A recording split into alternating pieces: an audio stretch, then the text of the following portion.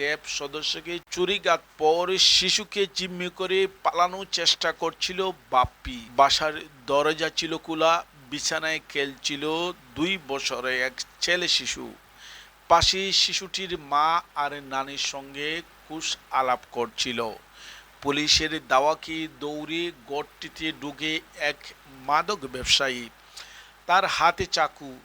ঘরে ঢুকেই শিশুর গলায় চাকু ধরে মাদক ব্যবসায়ী হুমকি দেয়, কেউ চিল্লাবে না, চিল্লাইলে মুচকে দিব। শুক্রবার বেলা 1:45টার দিকে নগরী তুফখানা এলাকায় বাসায় এমন ঘটনা ঘটে।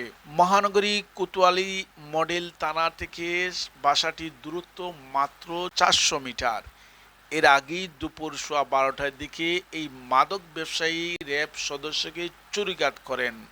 পরে বেলা 1টায় র্যাবের এই সদস্য মারা যান। পুলিশ জানিয়েছে, দুপুরে কিংব্রিজ এলাকায় কয়েকজন চিহ্নিত মাদক ব্যবসায়ী মাদক সেবক বিক্রয় করছিল। তারা স্থানীয়ভাবে ছিনতাইকারী হিসাবে পরিচিত।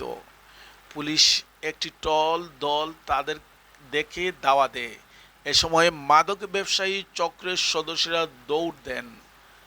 আসাদুল আলম ওরফে বাপ্পি 22 নামে এক মাদক ব্যবসায়ী তখন তুফখানা এলাকায় রাস্তা দিকে দৌড়ে দেন।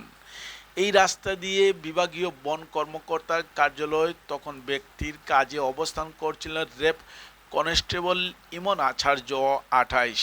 এ সময় তিনি এই মাদক ব্যবসায়ীকে চাপকে ধরেন।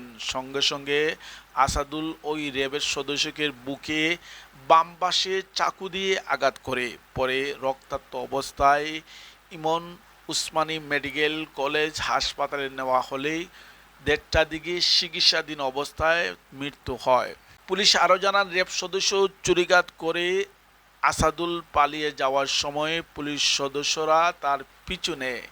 এ সময় আসাদুল তুফখানা এলাকায় একটি বাসায় ঢুকে পড়ে শিশুর গলায় চাকু ধরে ওই পরিবারের সদস্য জিম্মি করে পালানোর চেষ্টা করে। তবে পুলিশের সদস্যরা কৌশল তাকে আটক করে। এ সময় আসাদুলের কাছে থাকা চাকু জব্দ করে পুলিশ।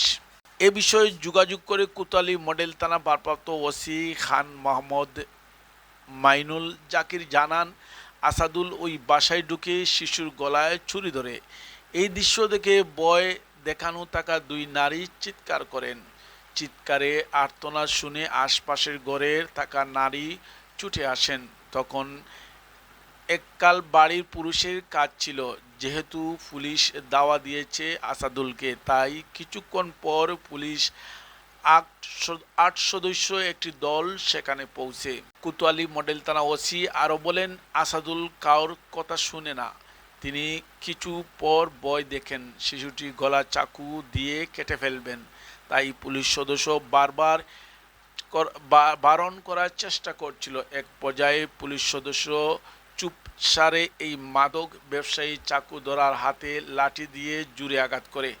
এ সময় আঘাত পেয়ে আসাদুল শিশুটিকে ছেড়ে দিলে পুলিশ তাৎক্ষণিকভাবে শিশুটি নিজের হেফাজত নেন। পরে আসাদুলকে দ্রুত আটক করে হ্যান্ডকাপ পরানো হয়।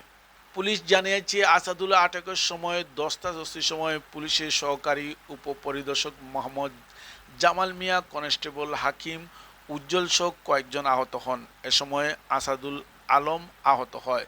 সবাই প্রাথমিক চিকিৎসা দেওয়া হচ্ছে। যে বাসায় আসাদুল ঢুকে শিশু গলায় চুরি ধরছিল, সেখানে এক দিনমজুর পরিবারের ভাড়া থাকেন। ভয়ে তারা নাম পরিচয় প্রকাশ করতে চাচ্ছেন না। পুলিশ তারা অনুরোধ করেছেন যে সাক্ষী হিসাবে তাদের নাম অন্তর্ভুক্ত না করা হয়। পুলিশ বিষয়টি বিবেচনা করেছেন। পুলিশ হেফাজতে আছে। পুলিশ জানিয়েছে, আগামীকাল শনিবার আসাদুলকে আদালতে নেওয়া হবে। অন্যদিকে নিহত ইমন আচার্যর মরদেহ উসমানী মেডিকেল কলেজ হাসপাতালে হিমাগারে রয়েছে। আগামীকাল ময়নাতদন্ত শেষে মরদেহ পরিবারের কাছে হস্তান্তর করা হবে। সিলেট মহানগর পুলিশের অতিরিক্ত উপ পুলিশ কমিশনার গণমাধ্যম মোহাম্মদ মনিরুল আলম বলেন, নিহত র্যাব সদস্য ইমনের বাড়ি চট্টগ্রামে হাটহাজারী পশ্চিম দোলাই গ্রামে। তাকে হত্যার ঘটনায় মামলা হবে। এ ঘটনায় আটক হওয়া আসাদুল আলমের বাসা নগরী কাজিরবাজার গুলটুলা এলাকায়। তিনি একজন চিহ্নিত ব্যবসায়ী ছিনতাইকারী। অতীতে তার বিরুদ্ধে থানায় একাধিক মামলা রয়েছে।